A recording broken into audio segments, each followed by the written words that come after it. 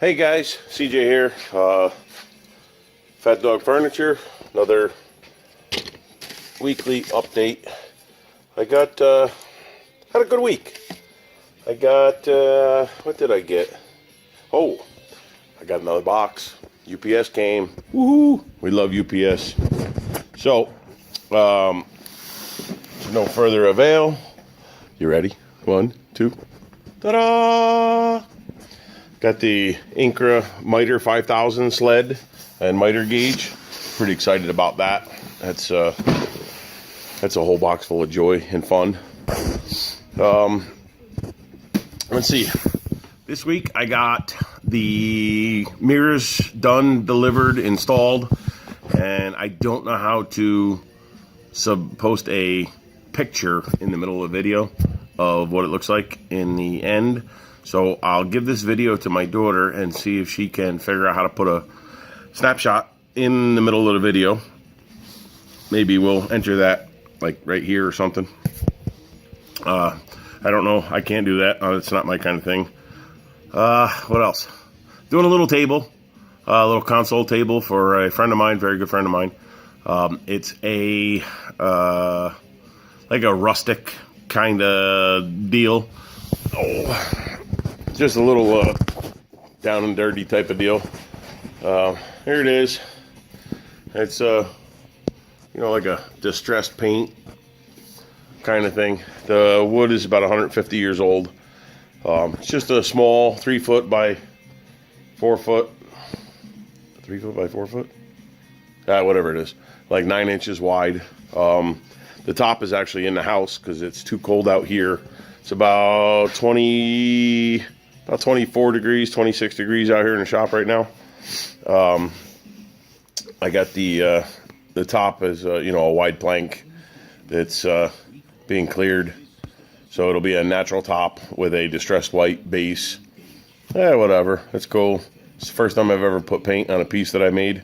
So before I painted it, I used a watered down flat white latex to give it the older look, and before I put the brush to the wood, I had to do a little forgive me Father, for I am about to sin.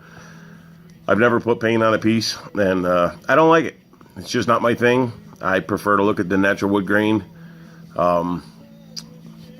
It is what it is. So I did that, I think Wednesday, Thursday, something like that. Last night I was out here, did the paint, and I had a problem with my table saw. I have a rigid R4512, which is a really great homeowner saw. It's not so much a contractor saw. I believe they call it a hybrid saw. So it's like in the middle between a contractor saw, which is portable and easily to move from job site to job site, versus a cabinet saw, which is all cast iron top, very heavy. My saw weighs about 255 pounds, and the cabinet saw equivalent is probably 350, 400, So anyway, I had an issue with it. When you would raise and lower the blade, as you raised it, the heel or the back of the blade away from you would move out about 25 thousandths of an inch, between 25 and 35 thousandths of an inch, out of parallel with the miter slots in the tabletop. So back and forth with rigid, it was a known issue. Well, they won't admit that it's a known issue, but whatever. They told me to bring it to a rigid authorized service center. So anyway, long story short, I ended up getting the parts. The gentleman who's at my local service center about an hour away, his shop is absolutely packed solid, and he has no room. Let me see if I can. Let me move my box here for a second. Oh.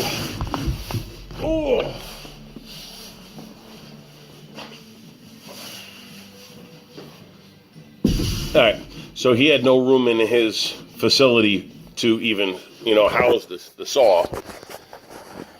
As you can see, it's 27 inches deep, and it is, what do you got, 30, 40, about 55 inches long, And like I said, it weighs 250 pounds. So he wouldn't be able to get to it for months.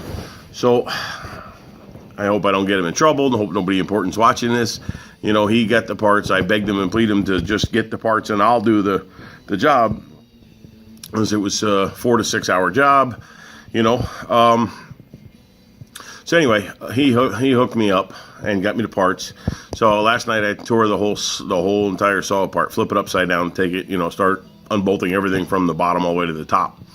And you pull the whole motor and housing the whole motor and housing assembly out of the saw.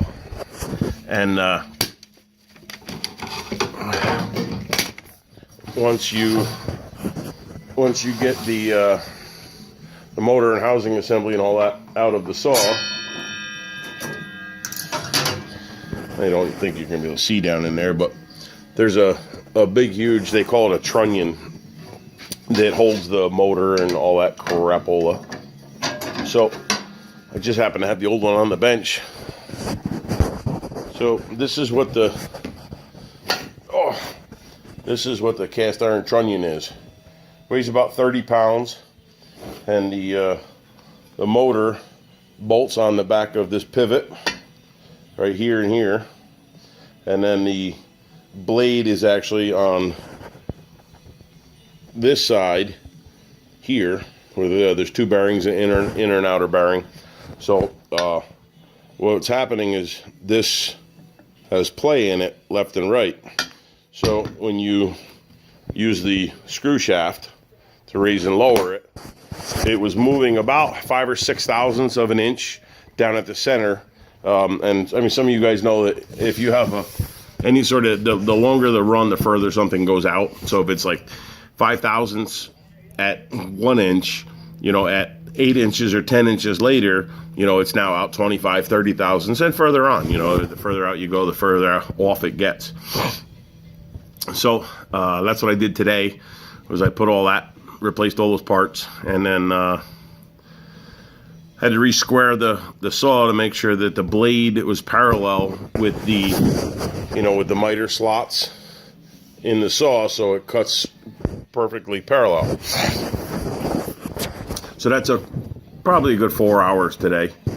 I was going to put my Incra rails and fence system to replace this rail here and the rail on the other side, and then this sliding fence.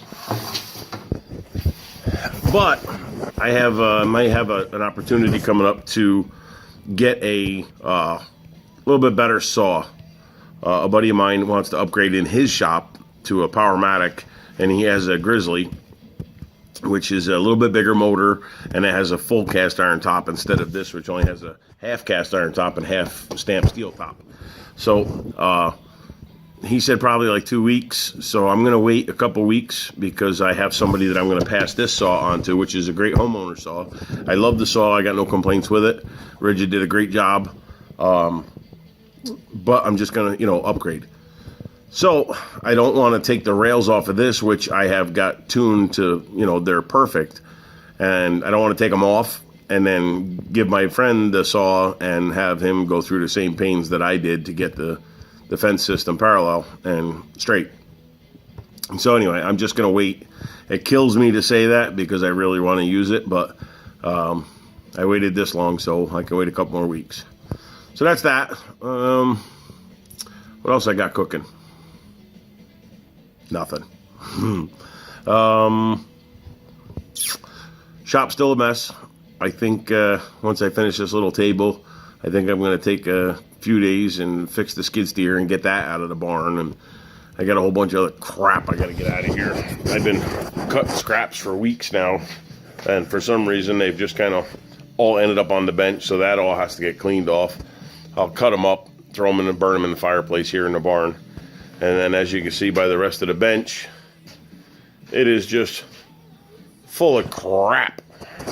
So hopefully I'll spend the next week or so fixing the skid steer and then cleaning up. I have another job or two lined up, but they're not for a few weeks away. So, you it'll be nice to actually get everything cleaned up. Well, that's it. That's all I got, man. If anything cool comes up, I'll try to record it. All right, guys. Thanks for following and watching. I hope I don't bore you too much. We'll talk to you again.